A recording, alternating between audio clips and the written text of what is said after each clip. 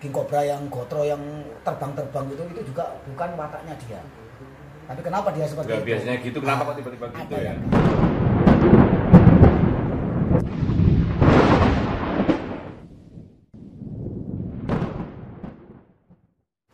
Oke, yang semangat sore. Sore ini saya kedatangan tamu besar. Ini Mas Jagat Muda atau biasa dipanggil Gus Jafar. Nah, kali ini saya pengen sedikit bincang-bincang. Soalnya di dunia per-YouTubean banyak yang udah nggak asing lagi ya sama Jagat Muda, dan brand yang paling utama beliau itu sama kobra. Jadi ular kobra berbisa tinggi. Nah, saya mau tanya-tanya sedikit tentang ular berbisa tinggi sama Gus Jafarnya. Ya Gus, gimana Gus? Selama ini masyarakat atau pengikut sampean, viewers sampean kan mengenal sampean itu main sama ular yang berbisa ini. Iya. Jadi Selama ini sampean pernah nggak? Atau sampean ceritakan dulu lah gimana? Asal mulanya sampean kok berani main ular berbisa itu? Gimana Gus? Jadi seperti ini Pak. Saya itu memang dulunya itu memang ya maklum lah orang desa, jadi di belakang rumah itu banyak sekali ular, dan di sana itu diantara semua ular saya juga sering merawat, tapi yang paling saya suka itu adalah kobra dan king cobra. Kenapa? Bagi saya ular itu adalah sangat eksotis menurut saya gitu, pandangan saya, makanya saya merawat, akhirnya ya diizini sama keluarga saya karena sudah tahu selama ini ular yang saya pelihara tidak pernah lepas ataupun masih ada di kandang, aman ya, lah buat warga ataupun tetangga keluarga seperti itu. Pernah atau gigit nggak Gus? Untuk kegigit king cobra sih ya, kali ya, anggap saja itu bukan gigitan Pak. Karena apa? Kalau gigitan king cobra itu sangat amat berbahaya. Jadi banyak sekali teman-teman saya ini yang meninggal gara-gara gigitan dari king cobra ini. Jadi kalau tanya Jagat Muda pernah kegigit king cobra? Ya pernah sering, cuma ya itu tadi mungkin ya itu adalah gigitan kering Pak. Jadi king cobra ini ketika gigit itu ada dua. Jadi kelebihan dari king cobra ataupun ular berbisa itu dia itu ada kalanya dia itu bisa mengontrol bisanya Pak. Bisa dikatakan dengan driving ataupun gigitan kering seperti itu. Jadi gigitan kering tetap saja kita bengkak, cuma itu aja, cuma untuk ketahapan untuk sampai meninggal itu kayaknya sih jauh Pak. Mungkin bisa cacat, cuma itu aja. Dan alhamdulillah saya meskipun digigit berkali-kali saya masih baik-baik saja. Ya adalah ramuan-ramuan orang Jawa itu yang saya gunakan. Ada di konten saya kan juga ada ya ramuan-ramuan khusus ya buat bisa ular kobra ya. Di antaranya ini loh. Ini adalah sinom. Cuma bukan minum sinom ketika kegigit kobra, bukan ya. Jadi asamnya Om. Jadi asam itu ya kita ambil buat bobokan habis gigitan itu untuk bengkaknya itu bisa menetralkan juga ya.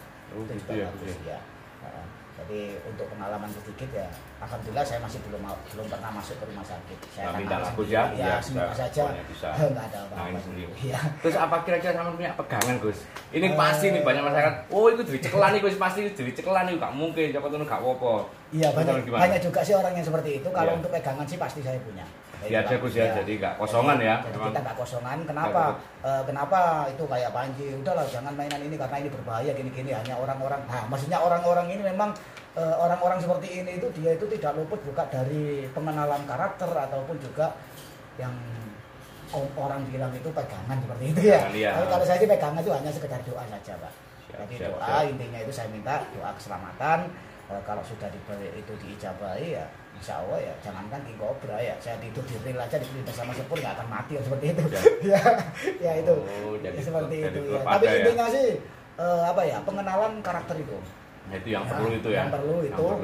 Makanya untuk saya juga tidak pernah menganjurkan di warga saya pun tidak ada anak kecil pun nggak ada yang berani sama yang namanya ular berbisa itu, karena saya selalu menakut-nakuti di warga ini. Makanya itu tadi bahaya juga lah kalau orang awam itu melihara yang namanya king cobra atau kobra ya.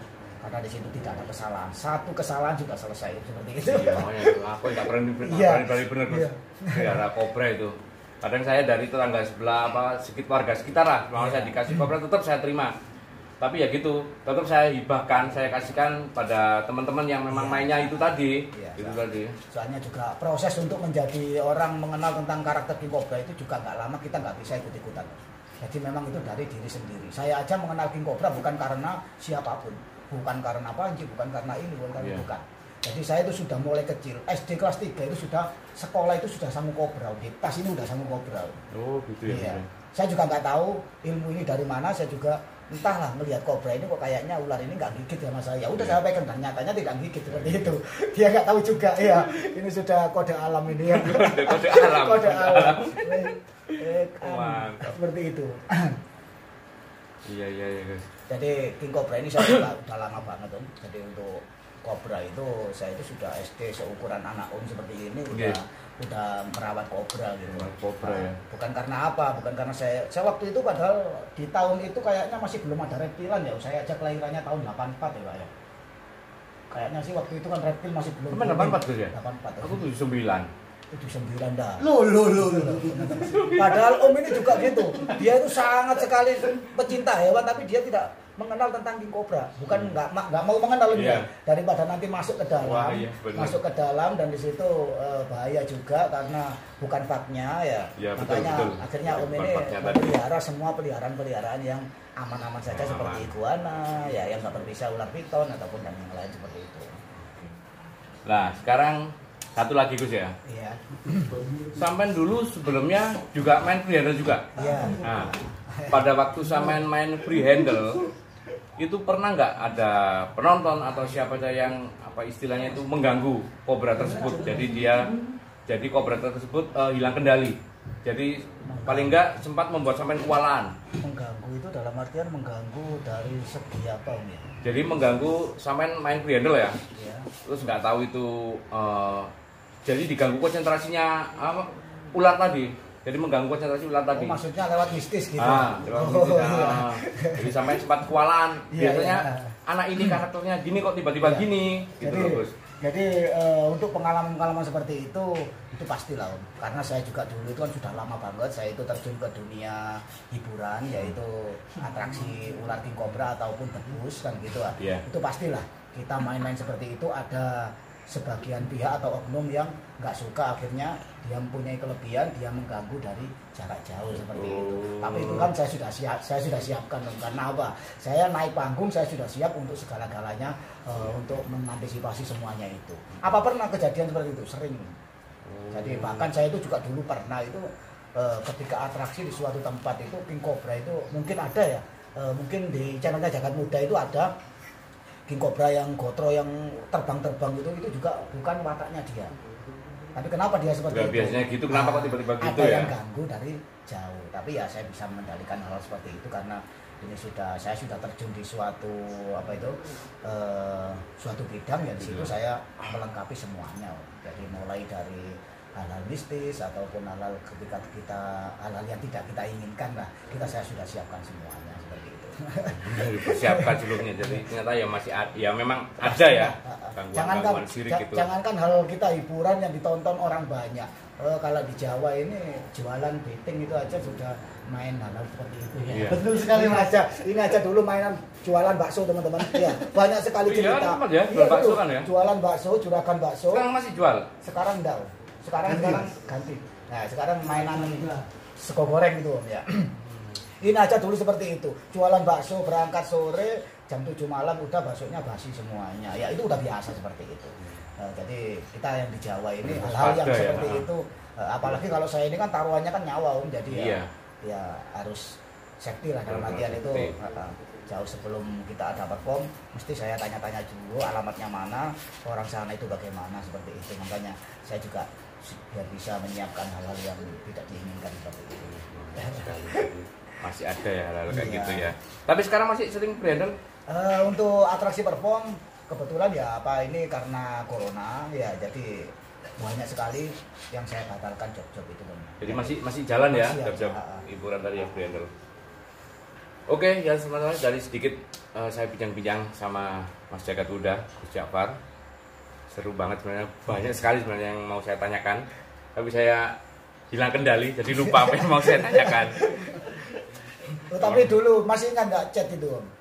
Gimana? Om chat sama saya, Gus itu kalau ular king cobra makan cobra itu gimana Gus, apa nggak mati itu? Itu loh kemarin itu kan cepat cuma saya ketawain aja. Cuma itu aja. Ya, oke ya teman-teman. Jadi sempat ya beberapa minggu kemarin itu saya sempat tanya waktu Mas Jagat Muda ini mengupload jadi kobra makan kobra. Nah, jadi kobra dibuat makan king kobra. Waktu itu apa? Ferguson apa Gotro? Gotronya. Gotronya. Jadi Gotro tadi king kobra dikasih makan sama kobra Jawa Gus ya. Iya, kobra Jawa. Nah, itu berarti mau Gus ya? Mau. Saya kira kan cuman makannya itu kayak apa kayak ular kayak ular janur, ular lanang sapi. Jadi seperti ini. Jadi king cobra ini sebenarnya ular penyetabil alam juga. Jadi penyetabil alam itu dalam artian apa? Ketika habitat ular itu sudah melampaui batas, ya makanya Tuhan itu menciptakan king cobra untuk memakan ular yang tadi. Jadi seperti itu satu. Balik lagi yang ke kedua, ekosistem tadi ya. Ya, makanya banyak juga di konten. Itu kenapa king cobra kok king cobra Jagat Muda kok kasih makannya berburu di alam kok gak breeding aja sendiri ataupun ke peternak lain. Ya, gimana lagi? Tapi kalau king cobra ikut orang itu lebih bagus ketimbang di alam. Ya, jadi kalau di alam dia bisa makan sampai 3 sampai 5 bahkan 7 ekor dalam 1 minggu. Itu kalau di alam. Tapi kalau ikut manusia dikasih 2 aja sudah cukup untuk 1 minggu. Dalam artian kita juga bisa memanage juga ular itu seperti itu, teman. Jadi untuk king cobra, kenapa kok king cobra makan ular kobra itu gimana? Apa kan king cobra itu kan beracun kan seperti itu. Sebenarnya bukan beracun. Jadi dalam artian itu harus bisa membedakan antara racun sama bisa. Beda. Iya. Jadi racun sama bisa itu sebenarnya beda. Gimana? Racun sama bisa itu beda ya Mas Satwa. Beda teman-teman. Bedanya gimana, ya, Gus? jadi kalau untuk bisa itu adalah kandungan protein. Kandungan protein yang dimiliki oleh ular-ular sebagian ular berbisa. Jadi semua ular berbisa ini bisa itu adalah kandungan protein. Jadi itu bukan racun. Karena apa? Saya bilang seperti ini. Saya juga sering membuktikan kalau orang minum racun apa yang terjadi? Mati.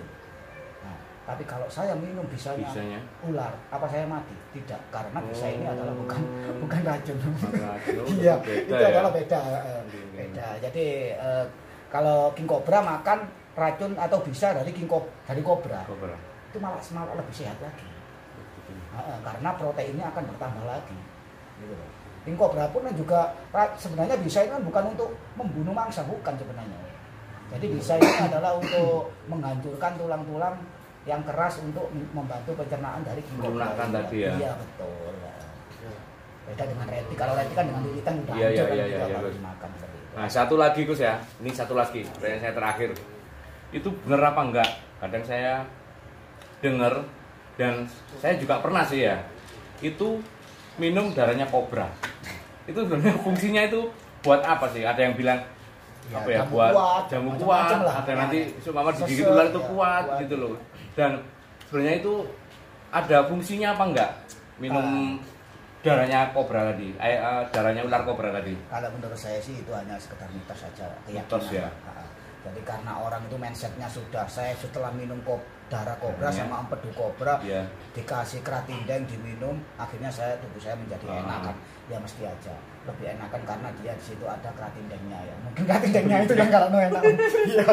Sebenarnya mitos. Kalau memang itu secara penelitian kedokteran juga diakui, ya otomatis dokter pun akan menganjurkan juga untuk biar gini minum ini biar ini. Kan nyatanya kan dari pihak kedokteran nggak ada sama sekali mengupas tentang darah kobra tadi empedu ya. Ya betul. Hanya menurut saya sih ada sekedar mitos saja. Saya lihat Kak di mana itu di Jakarta jadi dikeringkan gitu karena empedunya. Kalau itu dikeringkan saya juga pernah ngobrol sama pengepul, ternyata ini diekspor ke luar negeri. Di sana itu ular ini dikeringkan buat obat nyamuk seperti obat nyamuk gini ya.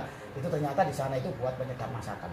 Bukan untuk jamu kuat, bukan. Jadi dari segi kedokteran barangkali bisa menyembuhkan atau terapi penyakit apa, sakit apa gitu? Tidak ada dari kedokteran, saya masih belum pernah mendengarkan itu. Cuma ya itu hanya sebagian pihak ya untuk keyakinan aja lah, atau mungkin itu akal-akalannya orang jual beli juga nggak tahu juga ya. Soalnya kan banyak juga beli darah kobra, empedu kobra gitu. Lumayan juga harganya 100.000. Iya, makanya itu Gus. Jadi seperti itu. Oke, yang masalah tadi udah saya kupas tuntas. Jadi tentang kobra, jadi tentang bisa, tentang racun, ternyata beda ya bisa sama racun. Tadi udah dijelaskan semuanya sama Gus Jafar, Mas Jagat Muda. Oke, gitu aja dari saya. Mudah-mudahan kapan kita bisa ketemu lagi, kita insya Allah ada waktu saya mau sambang ke sana, ke Pasuruan. Oke ya semuanya, saya Yanuar, terima kasih. Jangan lupa subscribe, like, dan komen ya. Terutama kritik dan saran saya perlukan, dan sangat-sangat saya perlukan buat perkembangan channel saya. Nanti saya di deskripsi juga ada, mungkin belum ada yang mengenal Mas Jagat Muda, nanti bisa cantumkan juga di deskripsi saya. Oke, terima kasih. Saya Yanuar, Yans Masalah. Semangat sore.